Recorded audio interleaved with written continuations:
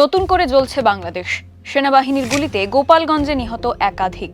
ঘটনার আঁচ এসে পৌঁছেছে এই বাংলাতেও।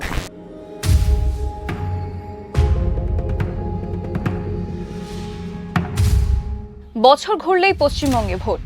শুক্রবার দুর্গাপুরের মঞ্চ থেকে তৃণমূল সরকারকে বিঁধেছেন প্রধানমন্ত্রী নরেন্দ্র মোদী। यहाँ टीएमसी ने अपने स्वार्थ में पश्चिम बंगाल की पहचान को भी दांव पर लगा दिया है।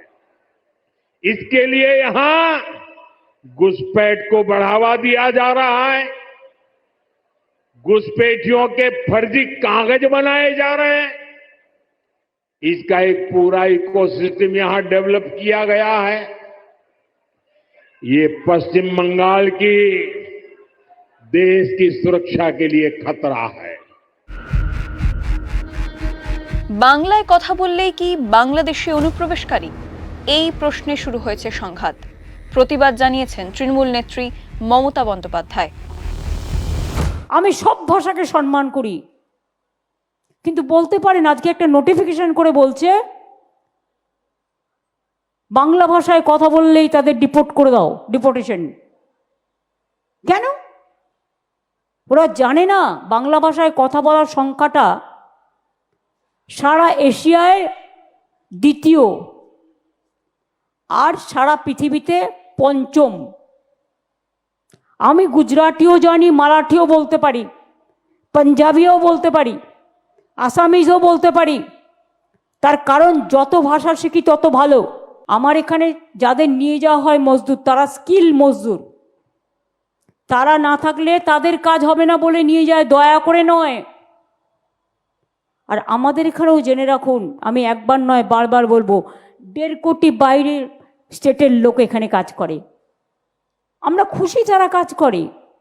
ইন্ডিয়াতে যে যেখানে ইচ্ছে যেতে পারে, সে ইন্ডিয়ান সিটিজেন। 2025 এপ্রিলের ব্যাংকক বৈঠকে নরেন্দ্র মোদীর সঙ্গে সাক্ষাতে হাসিনাকে ফেরত চেয়েছেন বলে দাবি করেন ডক্টর মোহাম্মদ ইউনুস। প্রতিবেশী দেশের অস্থায়ী সরকারের প্রধানের সঙ্গে বৈঠকের পর নিজেদের বিবৃতিতে হাসিনার প্রসঙ্গই তোলেনি ভারত। এই চাপানোত্তরের মধ্যে শেখ হাসিনার ভারতবাস নিয়ে নাম না করে মন্তব্য করলেন মমতা বন্দ্যোপাধ্যায়। যাকেই পাচ্ছে বাংলা ভাষায় কথা বলে দিচ্ছে বাংলাদেশি আর রোহিঙ্গা। কোত্থেকে এলো রোহিঙ্গা? রোহিঙ্গা তো মায়ানমার। ওরা বাংলাটা জানলো কোত্থেকে? যারা বলছেন তারা একবার বুঝবেন না। আর বাংলাদেশে সেই লাস্ট চ্যাপ্টার 1971 মার্চ, যখন ইন্দিরা মুজিব চুক্তি হয়েছিল, যারা রিফিউজিরা এসেছিল উদ্বাস্তু হয়ে, সব কিছু হারিয়ে আমাদের দেশে ফিরে এসেছিল, তারা তো ইন্ডিয়ান সিটিজেন ভেরি মাচ। এখন আসতে পারে না। এখন আসতে না পারলেও আমাদের অতিথি তো কয়েকজনকে রেখেছে ভারত সরকার। আমি কি না বলেছি? তার কারণ পলিটিক্যাল রিজন আছে, গভর্নমেন্ট অফ ইন্ডিয়ার আদার রিজন আছে, পার্শ্ববর্তী কান্ট্রি বিপদে পড়েছে।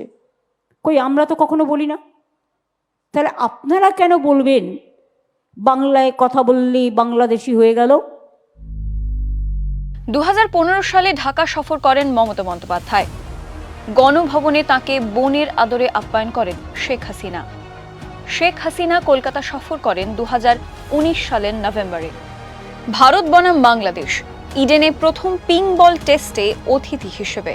তিস্তা নিয়ে মতবিরোধ থাকলেও হাসিনা মমতার সম্পর্ক বরাবরই থেকেছে দিদি বোনের। এখনো